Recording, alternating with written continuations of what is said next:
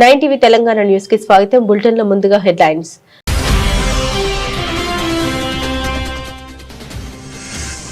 రాష్ట్రపతి భవన్ లో గ్రంథ కుటీర్ను ప్రారంభించిన రాష్ట్రపతి ద్రౌపది ముర్ము.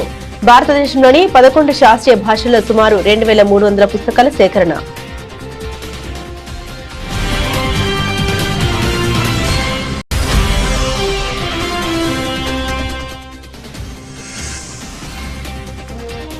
తమిళనాడు, కేరళలో ఎన్నికల ప్రచారానికి ప్రధాని శ్రీకారం. తమిళనాడులో అవినీతి, డీఎంకే ప్రభుత్వానికి వీడ్కోలు పలకాలని ప్రజలకు మోదీ పిలుపు.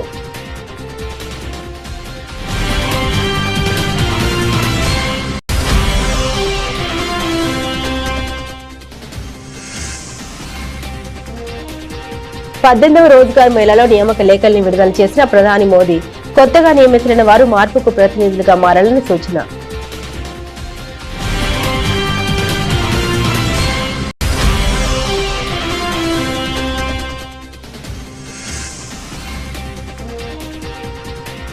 నేడు ఉత్తరప్రదేశ్ ఆవిర్భావ దినోత్సవం. రాష్ట్ర ప్రజలకు శుభాకాంక్షలు తెలిపిన ముఖ్యమంత్రి యోగి ఆదిత్యనాథ్.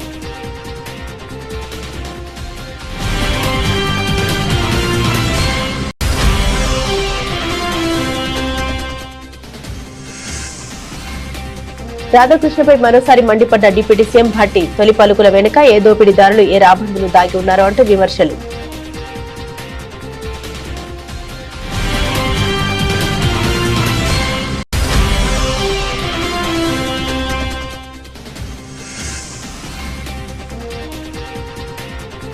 ల్యాండ్ టైటిలింగ్ ఆదర్శం. దావోస్ వేదికగా ఐఎంఎఫ్ ఎండీ గీతా గోపినాథ్ ప్రశంసలు.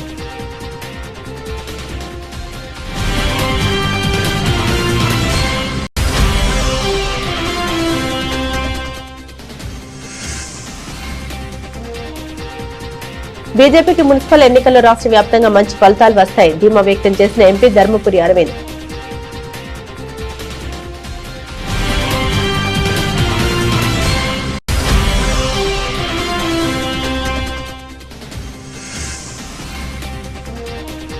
సిట్ విచారణ అనంతరం మీడియాతో మాట్లాడిన కేటీఆర్ విచారణ పేరుతో వేధించడం తప్ప ప్రభుత్వం చేసిందేమీ లేదని విమర్శలు.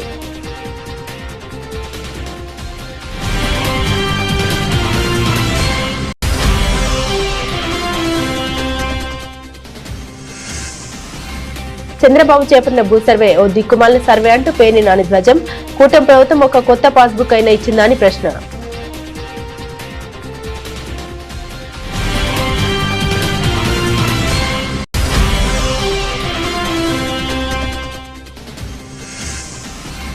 సీఎం రేవంత్ పై మాజీ మంత్రి తలసాని శ్రీనివాస్ యాదవ్ ఘాటు వ్యాఖ్యలు. ముఖ్యమంత్రి తుగ్లక్లా ఇష్టం వచ్చినట్టుగా వ్యవహరిస్తున్నారని ఆరోపణ.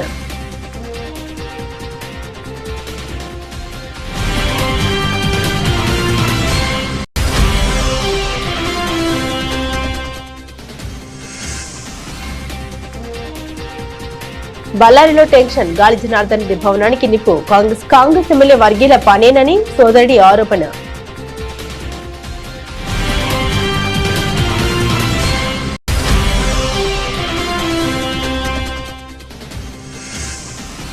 న్యూజిలాండ్ తో రెండో టీ20లో భారత్ 7 వికెట్ల తేడాతో విజయం. 209 పరుగుల భారీ లక్ష్యాన్ని 15.2 ఓవర్లలోనే ఛేదించిన టీమిండియా.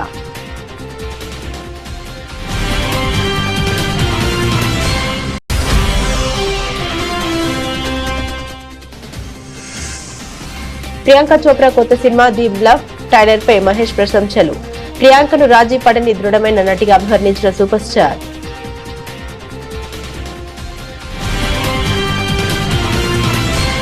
రాష్ట్రపతి భవన్ లో రాష్ట్రపతి ద్రౌపది ముర్ము గ్రంథ కుటీర్ను ప్రారంభించారు. భారతదేశంలోని 11 శాస్త్రీయ భాషల్లో గ్రంథ కుటీర్లో గొప్ప మాన్యుస్క్రిప్ట్లు మరియు పుస్తకాలు ఉన్నాయి. ఈ సందర్భంగా రాష్ట్రపతి మాట్లాడారు. భారతదేశ గొప్ప సాంస్కృతిక మరియు సాహిత్య వారసత్వం గురించి పౌరుల్లో అవగాహన పెంచడం, గ్రంథ కుటీర్ను అభివృద్ధి చేయడం లక్ష్యమని వెల్లడించారు. శాస్త్రీయ భాషల్లో సేకరించబడిన జ్ఞాన సంపద మన గొప్ప గతం నుండి నేర్చుకోవడానికి మరియు ఉజ్వల భవిష్యత్తు నిర్మించుకోవడానికి మనల్ని ప్రేరేపిస్తోందని రాష్ట్రపతి అన్నారు. ज्ञान विज्ञान, योग, आयुर्वेद और साहित्यों ने सदियों से विश्व को दिशा दिखाई है।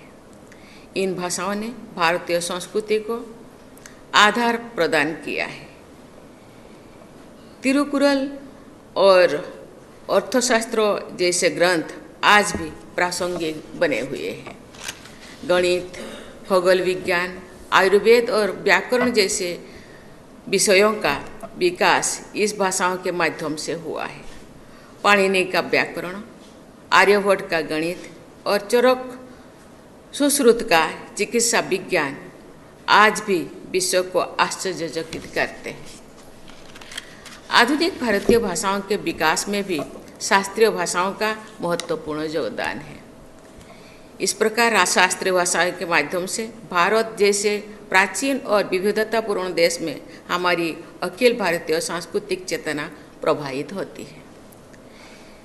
इस भाषाओं के योगदान को सम्मान देने और इनके संरक्षण तथा संवर्धन को बढ़ावा देने के लिए इनको शास्त्रीय भाषा का विशिष्ट स्थान प्रदान किया गया है। इससे इन भाषाओं में अध्ययन को बढ़ावा मिल रहा है। शास्त्रीय भाषाओं में संचित ज्ञान का भंडार हमें अपने समृद्ध अतीत से सीख लेकर उज्जवल भविष्य के निर्माण के लिए प्रेरित करता है। विरासत और विकास के इस समन्वय का हमारा मूल मंत्र भी शास्त्रीय भाषाओं के महत्व को रेखांकित करता है।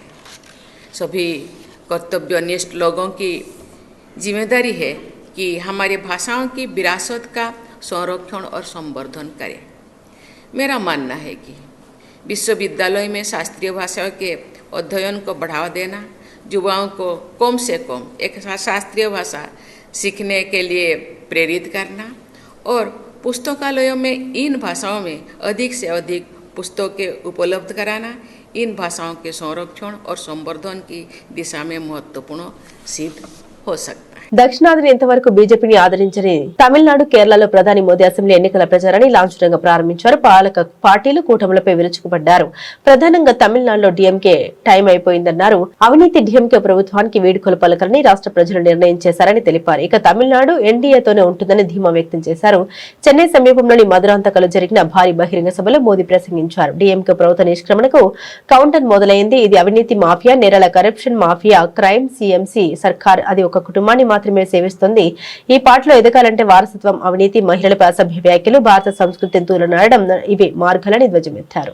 आज तमिलनाडु में एक ऐसी सरकार है जिसे डेमोक्रेसी यार अकाउंटेबिलिटी से कोई लेना देना ही नहीं है। डीएमके सरकार सिर्फ एक परिवार की जी हजूरी में ही लगी हुई है।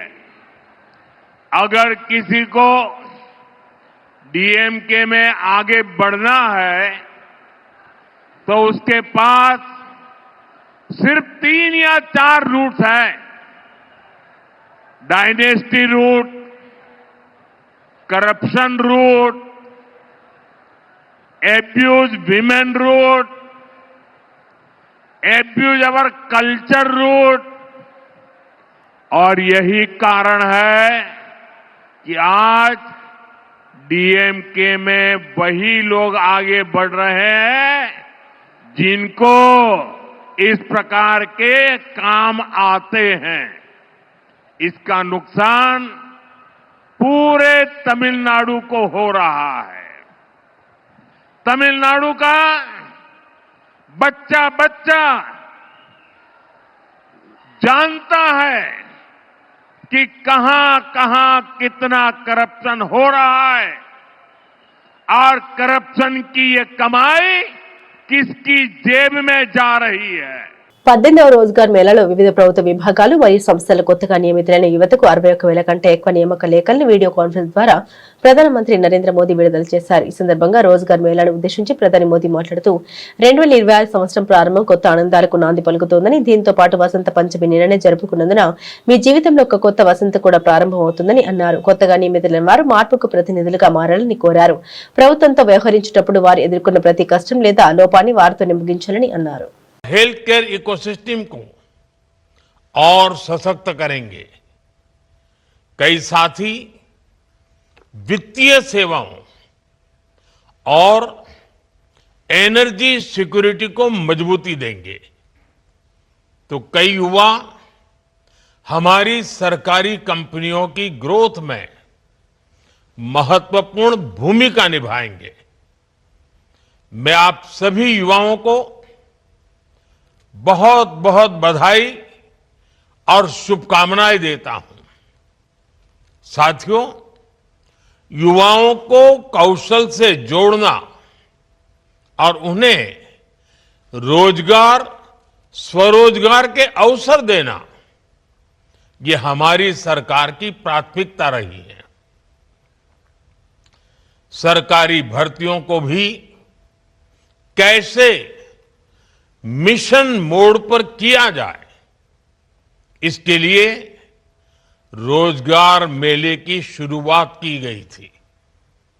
बीते वर्षों में रोजगार मेला एक इंस्टीट्यूशन बन गया है। इसके जरिए लाखों युवाओं को सरकार के अलग अलग विभागों में नियुक्ति पत्र मिल चुके हैं। इसी मिशन का और विस्तार करते हुए आज देश के 40 से अधिक स्थानों पर ये रोजगार मेला चल रहा है। ఉత్తరప్రదేశ్ ప్రజలకు ముఖ్యమంత్రి యోగి ఆదిత్యనాథ్ రాష్ట్ర ఆవిర్భావ దినోత్సవ శుభాకాంక్షలు తెలిపారు.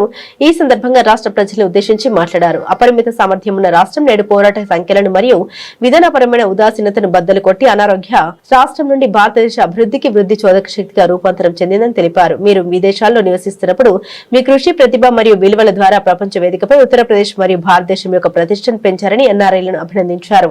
మీ అనుభవాన్ని మరియు జ్ఞానాన్ని రాష్ట్ర అభివృద్ధి ప్రయాణంలో అనుసంధానించడానికి తమ ప్రభుత్వం పూర్తిగా కట్టుబడి ఉందని వెల్లడించారు. सम्मानित उत्तर प्रदेश के मेरे प्रवासी बहनों और भाइयों, उत्तर प्रदेश दिवस के अवसर पर प्रदेश से दूर रहकर भी अपनी मातृभूमि से भावनात्मक रूप से जुड़े आप सभी प्रवासी उत्तर प्रदेश वासियों को मैं हृदय से बधाई देता हूं। 9 क्लाइमेटिक जोन से आच्छादित हमारा प्रदेश असीम संभावनाओं और अवसरों से भरा हुआ है।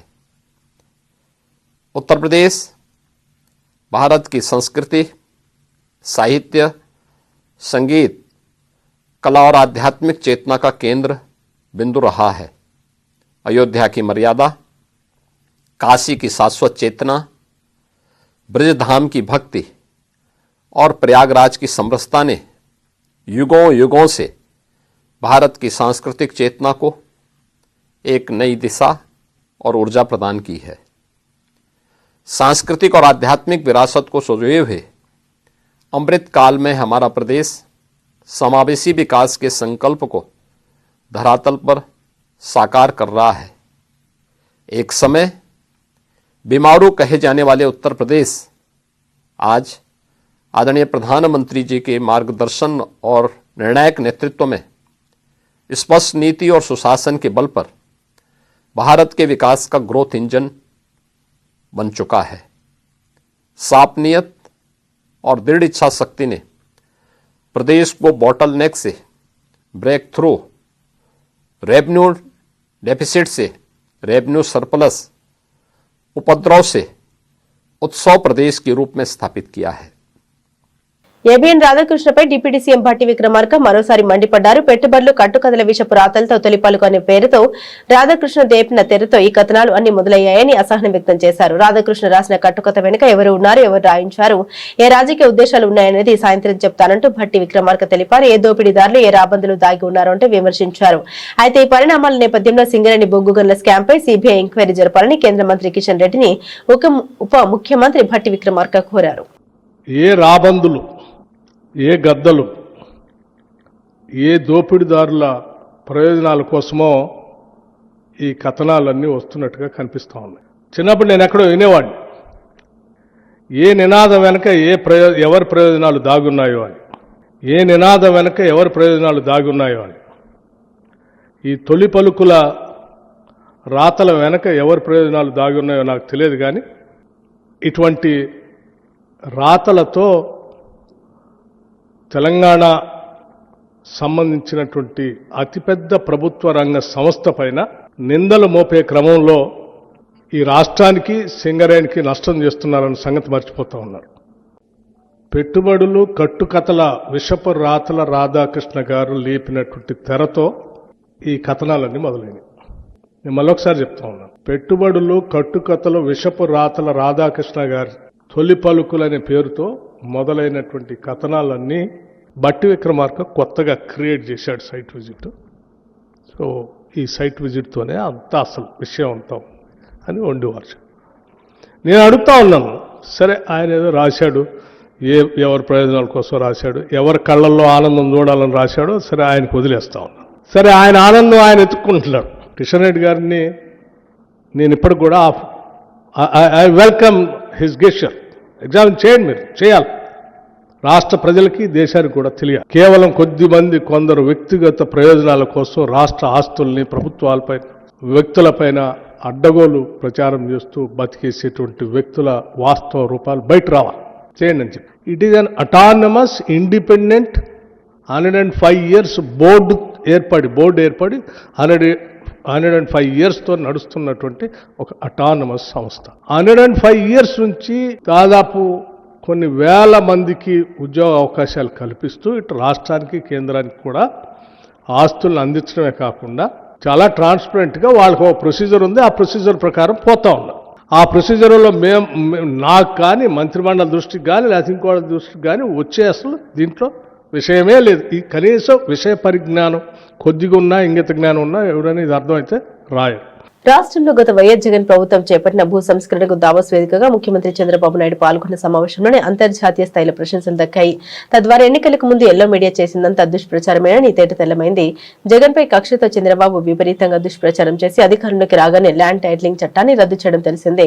అయితే ల్యాండ్ టైటిలింగ్ అన్నది ఆదర్శనీయమైన దీనిపై అన్ని రాష్ట్రాలు దృష్టి సారించాలని IMF international monetary fund MD Gita Gopinath కుండబద్దలు కొట్టినట్లు తెలిపారు.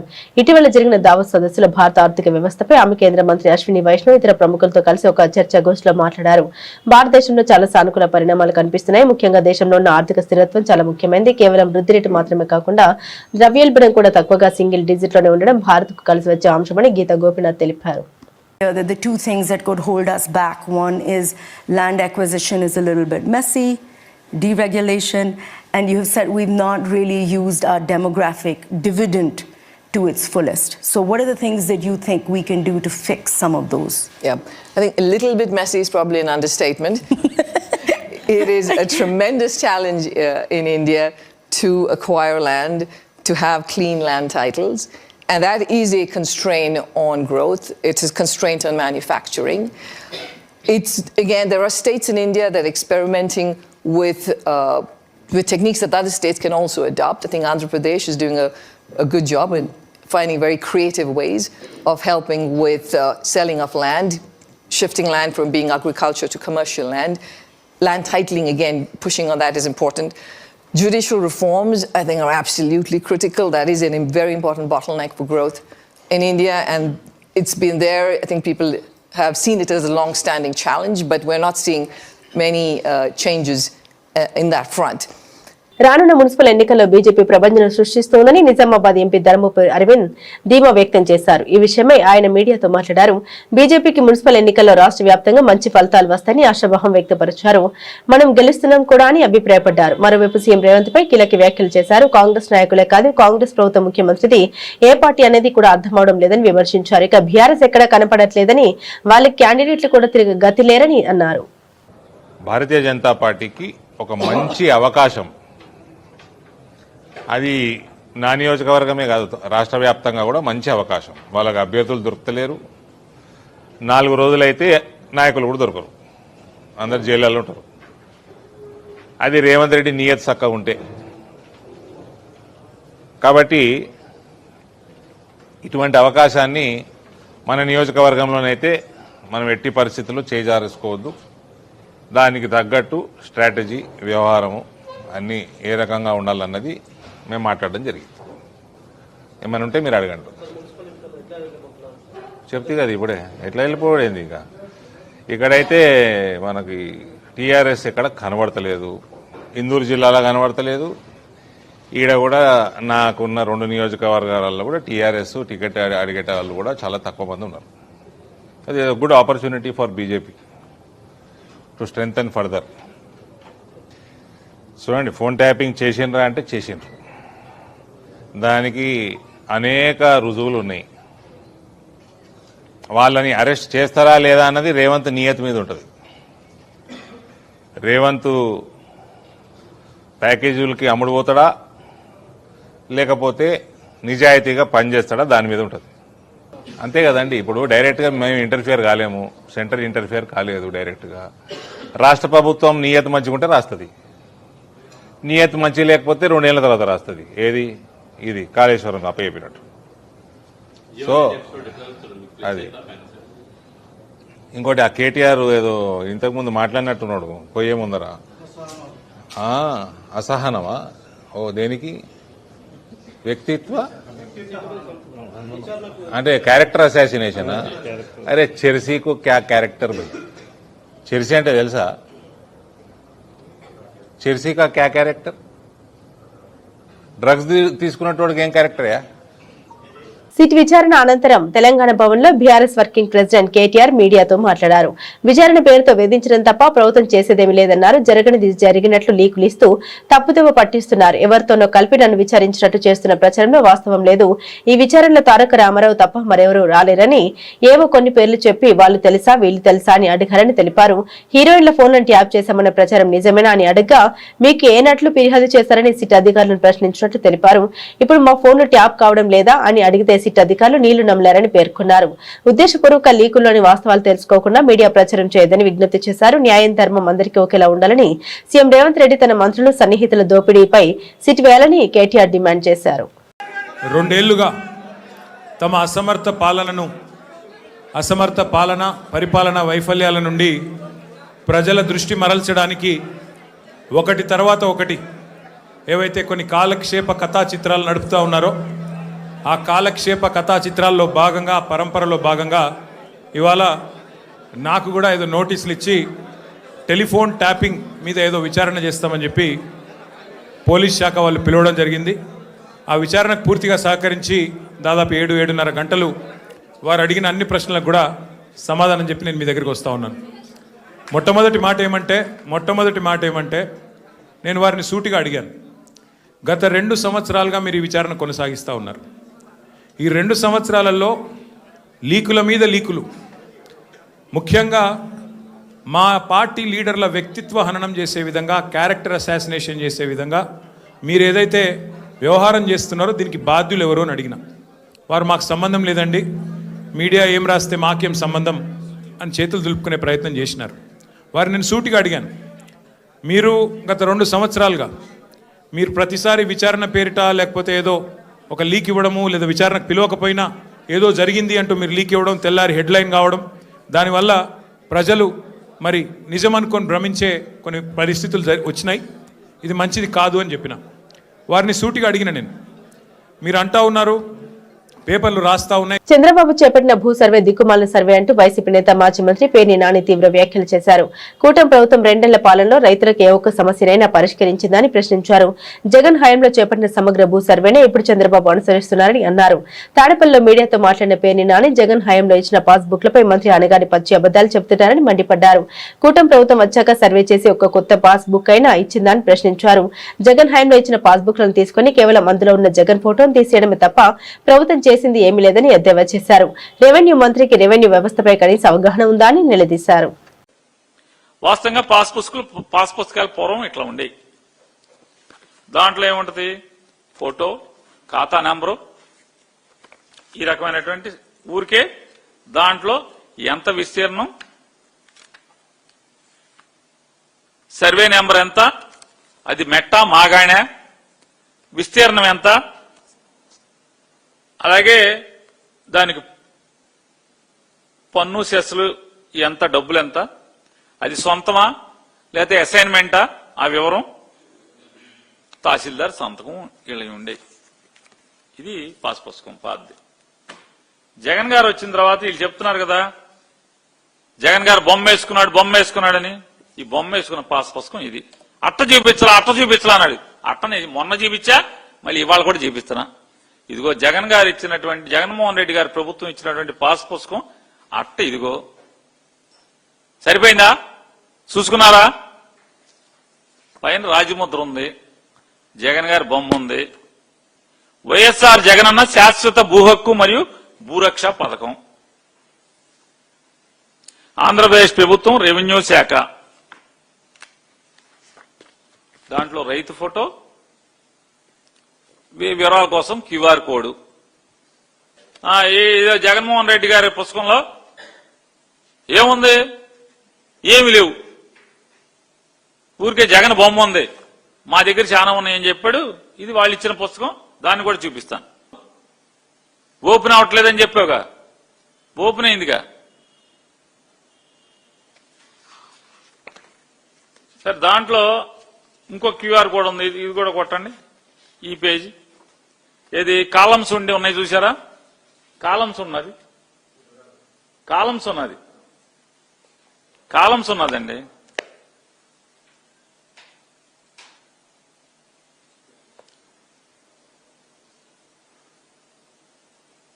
కాలమ్స్ ఉన్న క్యూఆర్ కొట్టండి. వచ్చింది కదా, ఓపెన్ అయిందిగా. సరే, ఇది కొట్టండి అండి. కోఆర్డినేట్స్ ఉన్నాయి కదా, ప్రతి పొలానికి మ్యాప్తో పాటు 8 రేఖాంశాలు అక్షాంశాలతో కూడినటువంటి ఈ లాంగిట్యూడ్ లాటిట్యూడ్. నేను రెవెన్యూ శాఖ మంత్రి గారిని అడుగుతున్నాను, ఈ పొలానికి దారి నువ్వు పాస్ పుస్తకంలో పొలానికి దారి చూపిస్తున్నావు కదా, దారి చూపించడానికి గూగుల్ ఎర్త్ కి జియో కోఆర్డినేట్స్ ఎక్కడి మీకు అని అడుగుతున్నాను. సీఎం రేవంత్ తుగ్లక్లా ఇష్టం వచ్చినట్టుగా వ్యవహరిస్తున్నారని బీఆర్ఎస్ నేత మాజీ మంత్రి తలసాని శ్రీనివాస్ యాదవ్ విమర్శించారు. సీఎంకు మంత్రులకు మధ్య సయోధ్య లేదని, మంత్రుల ఫోన్లు కూడా ట్యాప్ చేస్తున్నట్లు చెబుతున్నారని తెలిపారు. సింగరేణి కాంట్రాక్టుల్లో అవినీతికి సంబంధించిన ఆధారాన్ని బీఆర్ఎస్ నేత హరీష్ రావు బయటపెట్టగానే ఆయనకు సిట్ నోటీసులు ఇచ్చిందని విమర్శించారు. ఫోన్ ట్యాపింగ్ చట్ట విరుద్ధమేమి కాదని ఆర్ఎస్ ప్రవీణ్ అన్నారు. దేశ భద్రత, ప్రజా రక్షణ, తీవ్రవాదుల దాడిని నిరోధించేందుకు ట్యాపింగ్ చేయొచ్చని చట్టమే చెబుతోందని తెలిపారు. ఇటువంటి దరిద్రమైనటువంటి ప్రభుత్వాన్ని నా లైఫ్ లో ఎప్పుడు చూడలే. ప్రభుత్వాలు రావడం, ప్రభుత్వాలు మారడం అనేది సర్వసాధారణం. ప్రజలు మనకు అవకాశం ఇచ్చినప్పుడు ప్రజాస్వామ్యంలో ప్రజల్ని సాటిస్ఫై చేయడానికి, ప్రజల్ని సంతోషపెట్టడానికి రాష్ట్రంలో ఉన్నటువంటి రైతాంగం కావచ్చు, అదే విధంగా నిరుద్యోగ యువకులు కావచ్చు, మహిళలు కావచ్చు, సామాన్య ప్రజానికం కావచ్చు, మనం వాళ్ళకి ఎంత మేలు చేసినాం అనేదే ప్రధానమైనటువంటి. రాజకీయాలలో రాజకీయ పార్టీలు మేనిఫెస్టోలు ఇస్తుంటాయి. ఆ మేనిఫెస్టోలోనే భగవద్గీత అని, ఖురాన్ అని, బైబిల్ అని చాలా సందర్భాలలో అసెంబ్లీలో కూడా చెప్పినటువంటిది పార్టీ మేనిఫెస్టోలో కూడా జరిగేది మనం చూస్తాం. కానీ ఒక విచిత్రమైనటువంటి ప్రభుత్వం మన రాష్ట్రంలో జరుగుతుంది.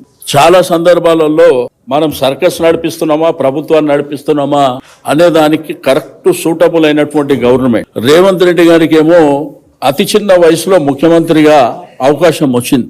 ఆ అవకాశాన్ని సద్వినియోగం చేసుకోవడానికి ప్రజల మన్ననలు పొందాలి. మీరు ఇచ్చినటువంటి హామీలేంది, అవి కరెక్ట్ ఇంప్లిమెంటేషన్ లో ఉన్నాయా లేదా, ప్రజల నుంచి మనం ఆ కార్యక్రమాలు చేసి వాళ్ళ దీవెనలను పొందవలసినటువంటి ప్రభుత్వం రాష్ట్రాన్ని విచ్చలవిడితనం చేసి, ప్రజల దగ్గర డబ్బులు లేకుండా చేసి, రియల్ ఎస్టేట్ వ్యాపారం కుదేలైపోయి, అసలు ఇక్కడ రాష్ట్రంలో ఎవరు మాట్లాడితే వాళ్ళ మీద అక్రమంగా కేసులు పెట్టి వాళ్ళని దౌర్జన్యపూరితంగా హరాస్మెంట్ చేయడం అనేది మొన్నటికి మొన్న చూసినాం. ఎన్టీవీలో జరిగినటువంటి, అంటే ఫోర్త్ స్టేట్ అని పిలువబడేటువంటి పాత్రికేయులకు అక్కడ కర్ణాటక రాజకీయాల సంచలనం చోటు చేసుకుంది. బీజేపీ ఎమ్మెల్యే ప్రముఖ పారిశ్రామికవేత్త గాలి జనార్దన్ రెడ్డికి చెందిన భవనాన్ని దుండగులు దగ్ధం చేశారు. బళ్ళారి కంటోన్మెంట్ ప్రాంతంలో నిన్న సాయంత్రం ఈ ఘటన జరిగింది.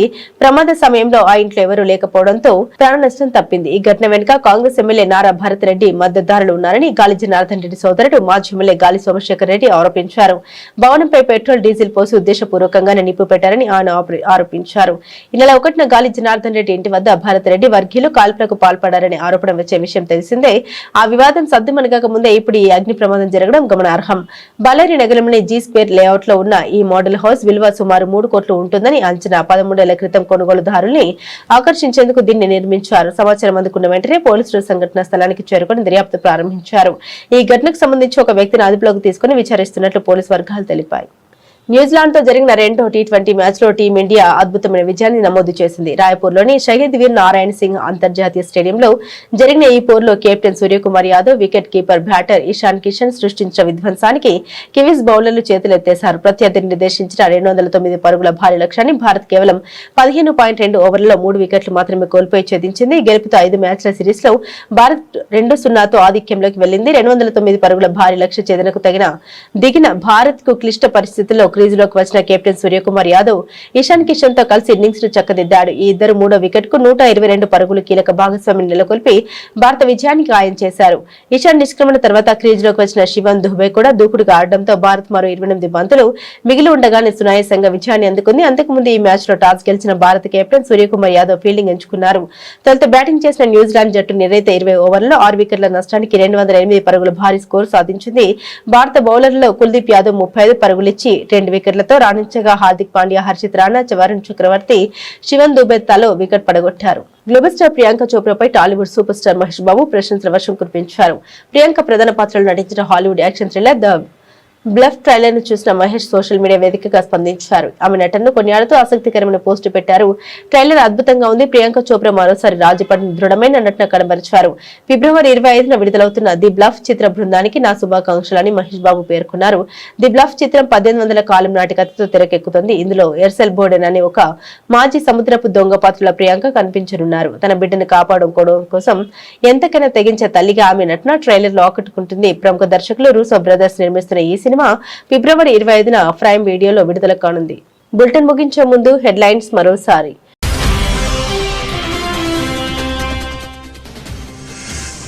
రాష్ట్రపతి భవన్ లో గ్రంథ కుటీర్ను ప్రారంభించిన రాష్ట్రపతి ద్రౌపది ముర్ము. భారతదేశంలోని 11 శాస్త్రీయ భాషల్లో సుమారు 2300 పుస్తకాల సేకరణ.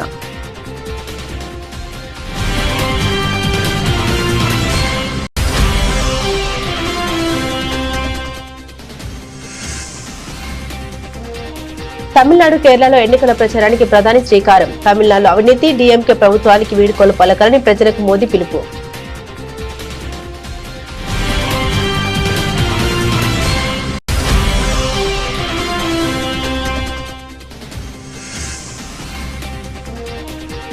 పద్దెనిమిదవ రోజ్గార్ మేళాలో నియామక లేఖల్ని విడుదల చేసిన ప్రధాని మోదీ. కొత్తగా నియమితులైన వారు మార్పుకు ప్రతినిధులుగా మారాలని సూచన.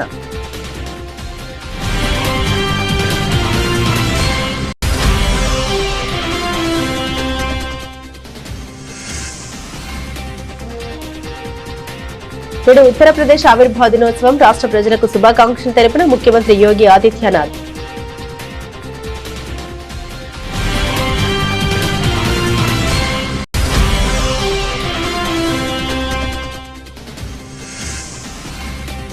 రాధాకృష్ణపై మరోసారి మండిపడ్డ డిప్యూటీ సీఎం భట్టి. తొలి పలుకుల వెనుక ఏ దోపిడీదారులు, ఏ రాబందులు దాగి ఉన్నారో అంటూ విమర్శలు.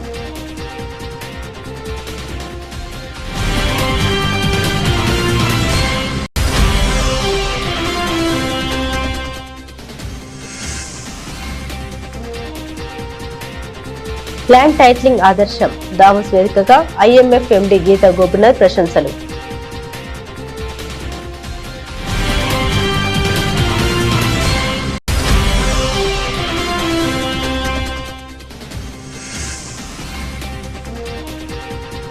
బీజేపీకి మున్సిపల్ ఎన్నికల్లో రాష్ట్ర వ్యాప్తంగా మంచి ఫలితాలు వస్తాయి. ధీమా వ్యక్తం చేసిన ఎంపీ ధర్మపురి అరవింద్.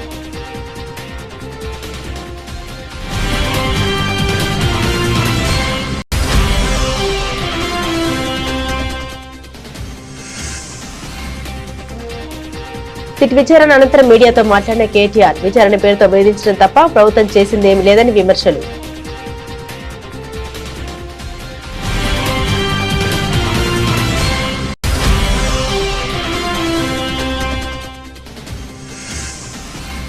చంద్రబాబు చేపట్టిన భూ సర్వే ఓ దిక్కుమాలిన సర్వే అంటూ పేర్ని నాని ధ్వజం. కూటమి ప్రభుత్వం ఒక కొత్త పాస్బుక్ అయినా ఇచ్చిందా అని ప్రశ్న.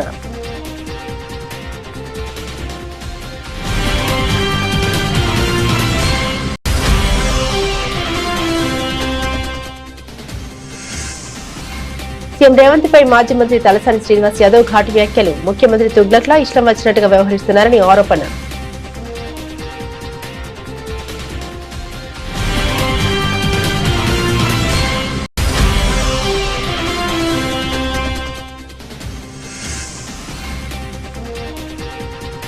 బళ్ళారిలో టెన్షన్, గాలి జనార్దన్ రెడ్డి భవనానికి నిప్పు, కాంగ్రెస్ ఎమ్మెల్యే వర్గీల పనేనని సోదరుడి ఆరోపణ.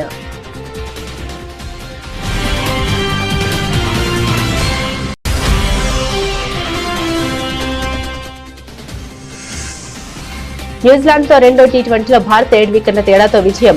209 పరుగుల భారీ లక్ష్యాన్ని 15.2 ఓవర్లలోనే ఛేదించిన టీమిండియా.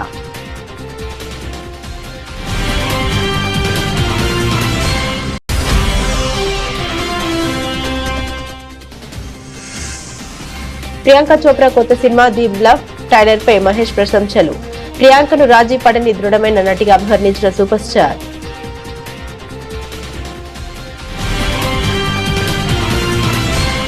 ఇవి బులెటిన్లోని విశేషాలు. తిరిగి మరో బులెటిన్తో మళ్ళీ కలుసుకుందాం. అంతవరకు సెలవు. నమస్కారం.